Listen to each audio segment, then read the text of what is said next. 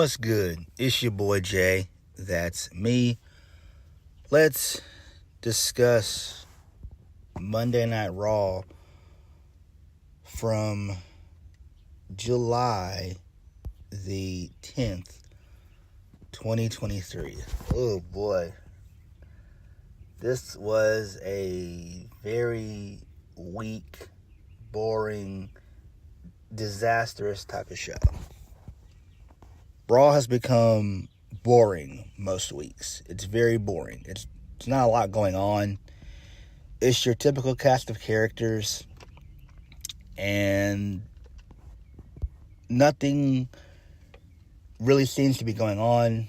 It's just like the show is like a hamster on a wheel, basically. Essentially, that's what it is. It's a hamster on a wheel. That's all. I mean, it's just 3 hours of nonsense. The only really important thing that happened on the show was with Cody Rhodes and Judgment Day imploding. Those are the only two important things that really happened on the show. Everything else was essentially missable. So, we kicked the show off with Finn Balor. So,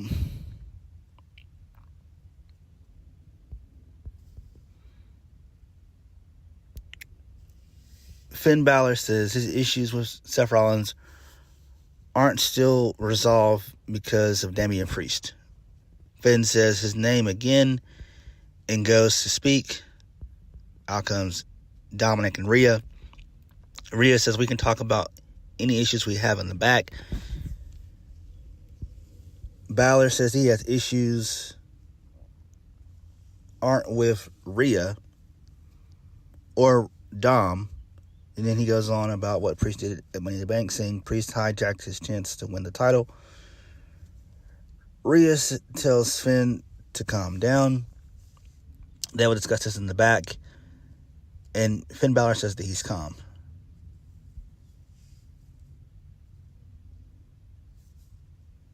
So, Rhea then begins to lower Finn's mic. So the crowd notices this. Finn becomes angry, and he storms out, and then he dips out. So, Rhea gets on the mic and says, what we just saw is their business, and we all need to know that Judgment Day runs Raw. She challenges anyone to come test that because she's WWE's most dominant female or woman, and her Latino heat will take Rollins out. Dom goes to speak. The boos are too much. Out comes Seth Rollins. Rollins has a plate of chicken wings. Nice. Dominic yells for the music to be cut. He won't be disrespected like this. Rollins tells Dom to shut up because we came to party and eat buffalo wings and watch Judgment Day implode. Rollins laughs at the idea of Dominic defeating him tonight. Rollins goes on and tosses the mic, and that was the end of the segment. So, we then go backstage, and Damian Priest is backstage with Dom and Rhea. Damian says that went how he expected. Rhea says she expected another outcome, but Damian and Finn just need to squash their issues. Priest says he has already tried to talking to Finn, but he'll try again for Rhea. So we then go into our first match of the night, that being Drew McIntyre and Matt Riddle versus Imperium, Giovanni Vinci, and Ludwig Kaiser. So this was an okay little match to kick off the show. To kick off the night. wrestling-wise. McIntyre wins via the Claymore, and then Riddle locks in an ankle lock for the 1, 2, 3. So I did like that finish. That's a pretty cool little finish right there. Gunther tried to get involved, but they were able to overcome the odds. Post-match, McIntyre and Riddle, they stand tall. They celebrate. So Imperium, they're on stage now. Gunther's yelling at Giovanni Vinci, and he walks off. And then Vinci looks to Kaiser for some support, but Kaiser shakes his head, and then he walks off. So I do like this because this is teasing a split within Imperium. I think that they're probably going to end up getting rid of Giovanni Vinci, which that would make sense because when he was in NXT 2.0, he had developed a little character for himself, which I liked. He was basically like an Italian playboy, which I did like. It would only make more sense if he had some damn hair, but he doesn't. So that's when it only makes sense. But I did enjoy that gimmick while he was in NXT 2.0. If it does end up happening, I think I've heard people say you can bring in JD McDonough, but that's gonna be more so on the Judgment Day side, so you can't go with him. They might be bringing in maybe Alexander Wolf and maybe Big Damo, possibly. I don't know. That would kind of make sense, I guess. I don't know. But I feel like I have some type of feeling that Giovanni Vinci is about to be excommunicated from Imperium. And it does make sense. It does. So, pretty interesting stuff there.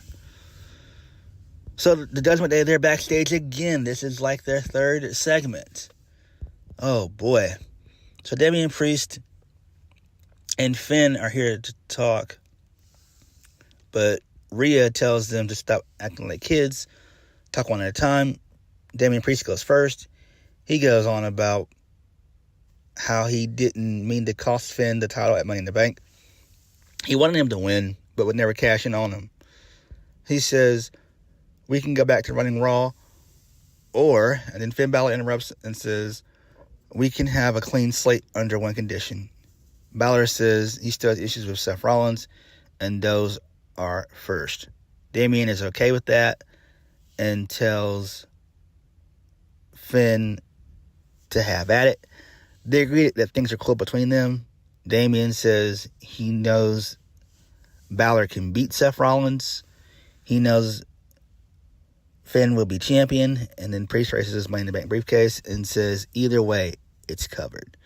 And so Finn looks on as Damian Priest and the others leave. So this is fine here, I guess. Still teasing more dissension within the Judgment Day, which is fine.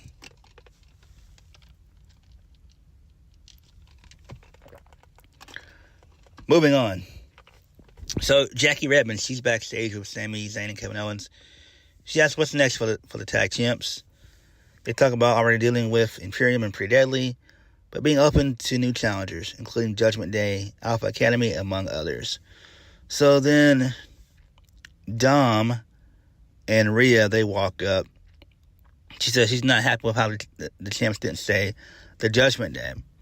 So Rhea goes on about how they're any pairing of them can take the titles from Kevin Owens and Sami Zayn at any time they want. She says they can also take all the gold in WWE. Rhea says that starts tonight when Dominic smashes Seth Rollins' head over and over again. She mentions that Dominic never gets tired because he focuses. He's focused on his cardio while in prison. And then after that was said, Rhea and Dominic, they walked off. Sami Zayn then asked Kevin Owens what that meant. And then Owens says Dom probably ran around the prison yard. And then Sami Zayn whispers in Kevin Owens' ear what it really meant. And yes, it was a sexual innuendo. Because Rhea's a dominatrix, just on television. Cool stuff there, though. Cool stuff there. I'm glad that Rhea's able to get that gimmick over, though.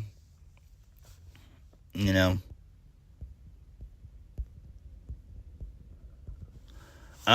Moving on. So this leads us into... Oh, wait. No. My bad. I forgot. We got a video by Indusure. I wasn't even paying attention. I really wasn't. I forgot this segment even existed. I didn't know that Jinder Mahal was on this show. Damn. Okay. Cool shit. So Jinder Mahal, he narrates a new hype video for Indusure. Mahal says victory is at all cost, and with victory comes survival. He goes on and says victory is an illusion of fools, so believe you can survive. Your war cry will be the voice under our feet. Veer and Sangha are reintroduced, and they're coming to Raw. So I do like that. That's pretty cool. Very enjoyable. Again, what do you do with Indusure? Are you going to have them defeat Kevin Owens and Sami Zayn? Like, what are you going to do? Because I'll be honest with you, Sami Zayn and Kevin Owens aren't it. They've been tag teams for 3 months now. And I'm kind of tired of them, particularly because of Kevin Owens, because of this version of him is kind of annoying. Sami is, your generic lovable babyface, so I'm fine with that. But them as a duo has been kind of annoying, if we're being honest. Like, it's brought Sami Zayn down. It really has brought him down. But I think the real reason is because there's, no real feud with them going on right now. They're not feuding with anybody right now. Nobody. And that's not a good sign. So, I don't know. That's just where I'm at with it. What about you guys? Let me know.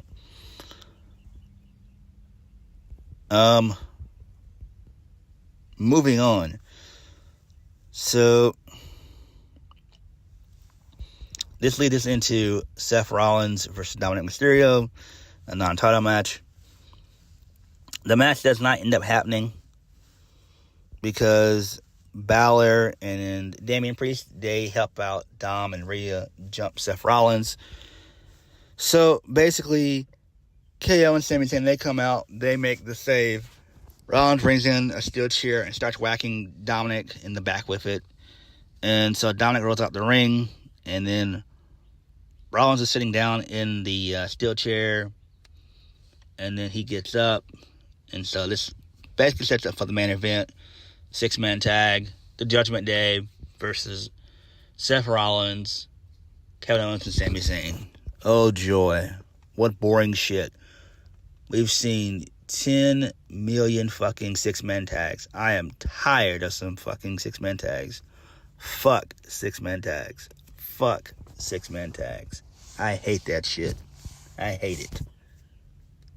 I hate 6-man tags. It's pointless. We see way too many of them.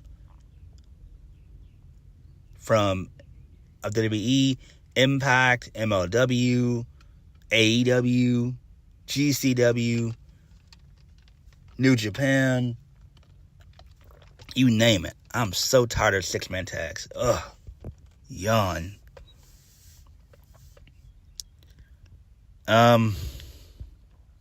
Moving on.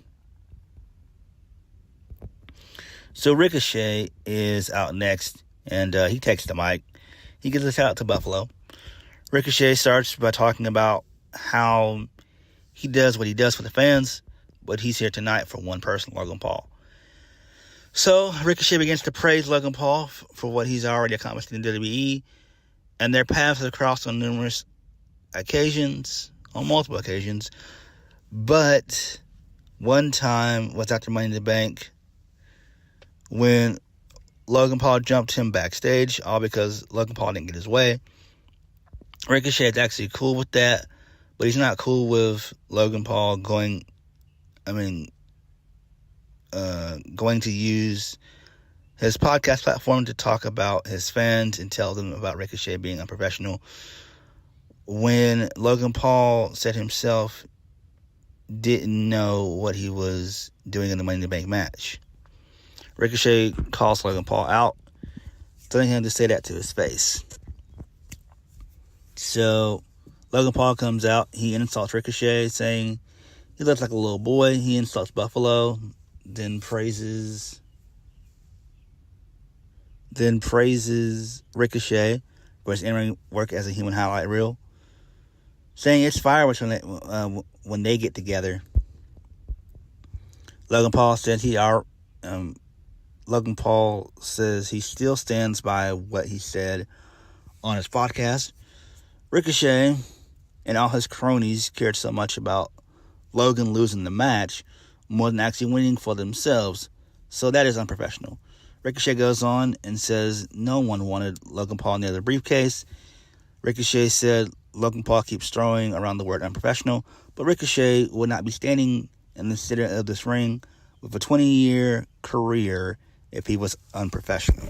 Damn, I didn't know Ricochet had been in the business that damn long. Holy shit. I'm serious. I didn't think that he'd been in the business that long. I thought Ricochet maybe came in the business around like 07, 08. Damn, he's been around since 03? Damn, okay. Good God. Well, Ricochet's definitely a veteran, but I mean, Ricochet to me is a very serviceable mid-card guy, and that's just where his ceiling is. He's not going to be world champ, but he's a serviceable mid-card guy. IC title, US title, tag title. That's it. That's his ceiling. It's just what it is. Continuing on. So Logan Paul, he laughs from the aisle away. Ricochet says he's going to be professional and just challenge Logan Paul to a match.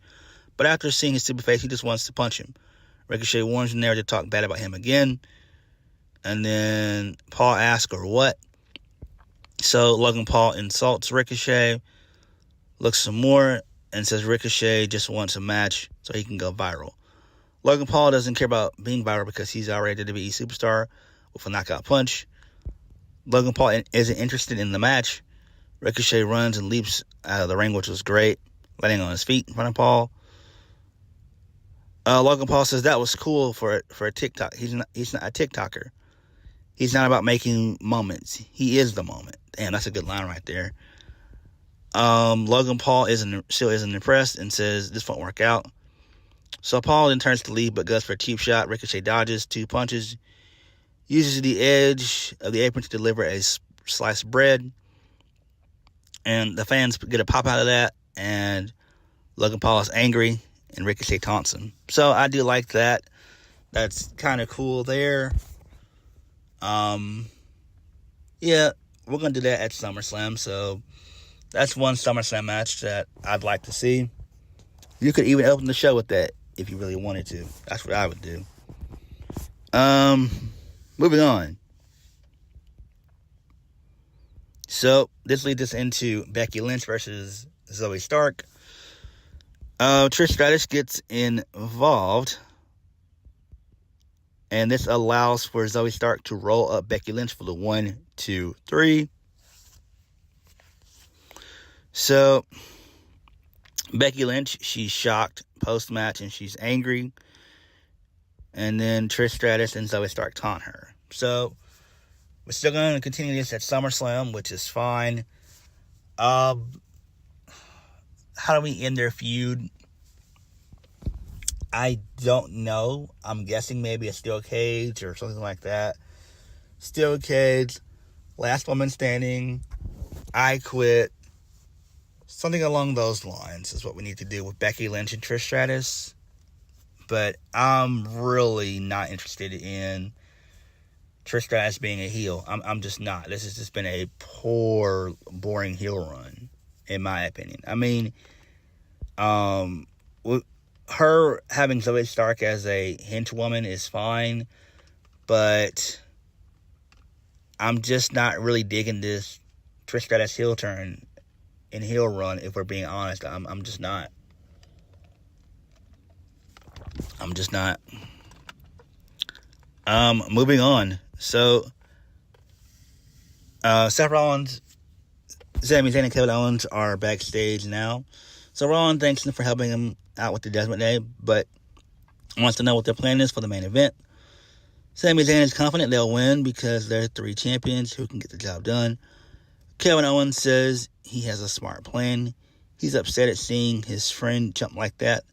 Owens gets fired up and says they'll smash their heads and break noses and make sure they walk out as the winners.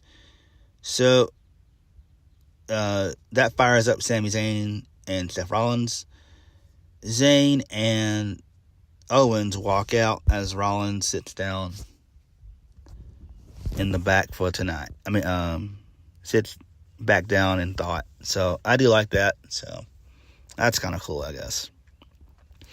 Next, we got a pretty cool little comedy segment with the Alpha Academy. So they're all dressed in their cap and gowns. And Gable says, we're here tonight to honor achievement, but not his achievement because that would take all night. So Chad Gable goes on praising Maxine being the first female graduate of Alpha Academy. He said she proved herself through hard work and commitment. She helped them take care of the Viking Raiders last week. Gable goes on and says this is an honor and a pleasure to present the Alpha Academy diploma to their model student. So Gable introduces Maxine. She comes out. She thanks Gable and says she thought he was a hideous little troll when she first met him. But now she knows that he's so much more. She praises Gable some more and talks about how Otis is a sexy hunk of beef. Her muse who made this possible when he caught her eye. Maxine thanks everyone and promises they're just getting started. Gable says they have something special for her, a tradition. Gable tells Dupri to take her rightful spot, front and center, on her big night, and they present her with her own Alpha Academy jacket, varsity jacket, and help her put it on. So that was pretty funny right there, because Otis already took off his clothes and everything else. So that's kind of funny right there. So then the Lame Massive Viking Raiders, they come out. And they distract Alpha Academy. So then that allows for Valhalla, a.k.a. Sarah Logan, to come in and jump Maxine Dupri. She takes the jacket and she's able to steal it. And then they dip out. Again, I hate this shit. It's stupid. Look, screw the Viking Raiders. They suck. Alright? I'm not saying that they suck as performers. I'm saying that this character stuff is lame. They've been doing this shit for years. Enough. They need a do-over as characters. They really need a do-over as characters. Because they're not clicking. Like, they suck. This is an okay little comedy segment. So, this leads us into Shayna Baszler versus Emma. So we see a video of Shayna Baszler and Emma backstage earlier on in the day. Emma brought up the issues with Ronda Rousey, and Baszler invited Emma to the ring so she can show her what she plans to do to Ronda Rousey. So Shayna Baszler wins via the Kodafuda clutch. Post-match, Ronda comes out to a decent pop. Her and Shayna, they have a little brawl segment right there. Shayna then goes for the Kodafuda clutch, but Ronda blocks it. Then Ronda gets on top of Shayna with punches, begins to mount her, begins to lock into the arm bar. Baszler makes it to the ropes and dips out of the ring. And then Ronda and Shayna, they yell at each other from the aisleway. So that's kind of cool right there. I would love this to be Maybe like a steel cage match, you know? I think that would be kind of cool. But I think, this is fine here. And I forgot to mention last week that Shayna Baszler cut the best promo of her career last week. She did really good shit there. Forgot to mention that. I apologize. Next, my boy Cody Rhodes is out. Really good pop, as always. I hear geeks online saying, "Oh, Cody's no longer over." What are you talking about? Every city that they go to, he's over. He's the number one babyface in the company for a reason. Come on. So Cody gets on the mic. Cody apologizes. He's going to turn his back on the people watching at home for just a moment so he can see everyone in the arena tonight. So Cody Rhodes sees you all and hopes you all can see him. He goes on about his connection with the fans and how he's hitting all metrics when it comes to his momentum. But that momentum is a bit shaky because of the mountain in front of him. He has to go through that mountain or not at all. We all know who that mountain is, Brock Lesnar. Cody Rhodes says Lesnar's not here tonight because he didn't think Buffalo was worth the trip. He says Lesnar surprised him by being there last week. He's been told that Lesnar will be at Raw next week. Cody Rhodes goes on and announces that he wants a rubber match with Brock Lesnar at SummerSlam. Cody Rhodes says he'll finish this chapter that Lesnar started for no damn reason. Why would anyone want another Lesnar match? Why does Cody Rhodes have to have it? Because what comes from this fight, that guy is next in line. He says the prince doesn't want to be the prince forever. I will be next in line. And I love that line right there. That is great shit right there. Absolutely great shit. Love it. And it makes sense. The reason for the Lesnar feud was because Cody was supposed to win at WrestleMania. And then he was going to feud with Lesnar up until SummerSlam, until Roman comes back. That probably was going to be the original plan. Or that's how I would have booked it. That's why. That's why. Moving on. But I think that their match at SummerSlam should be either a last man standing match or something of that effect. Maybe even the first blood, but that's something that I would say for Roman and Jay. But we need something to end their feud once and for all. And the only thing I can think of right now is like a last man standing match or an I quit match. But I don't think that Lesnar would utter the words I quit, though. Let's just be honest. Lesnar's a fucking beast, literally. Next, Tommaso Ciampa versus The Miz, no DQ match.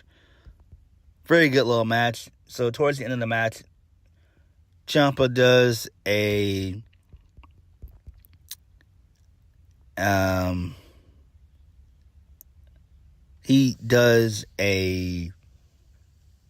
slam through the table.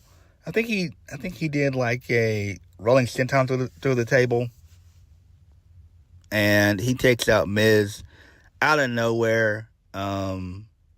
He's about to do the fairy tale ending, that being Tommaso Ciampa. Bronson Reed gets involved.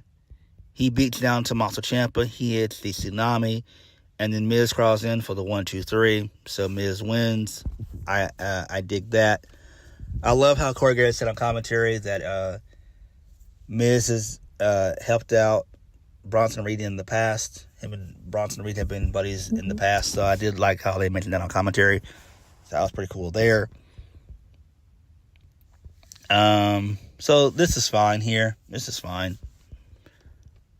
Moving on. So,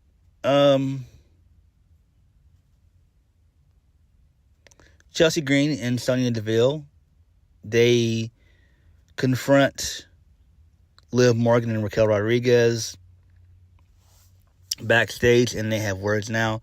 So the champs will be at ringside tonight, so they can have a look at next week's competition.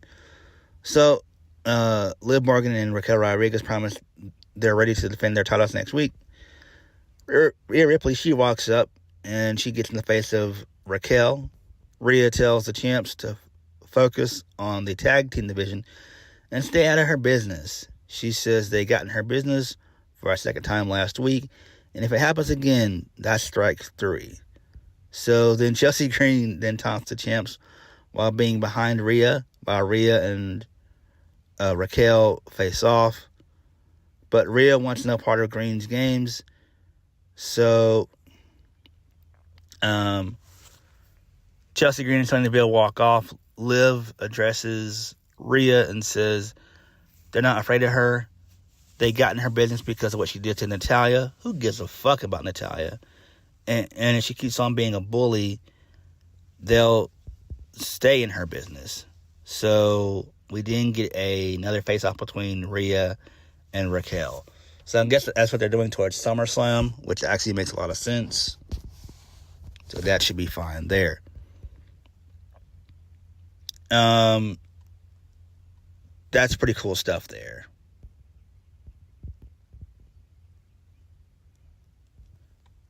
So next we get my girls, KC Squared, Katana Chance and Kaden Carter versus Chelsea Green and Sonya Deville. So Chelsea Green gets the win by putting Chelsea Green gets the win by getting help from Sonya Deville. She put her feet on the ropes for the 1, 2, 3. That's fine there.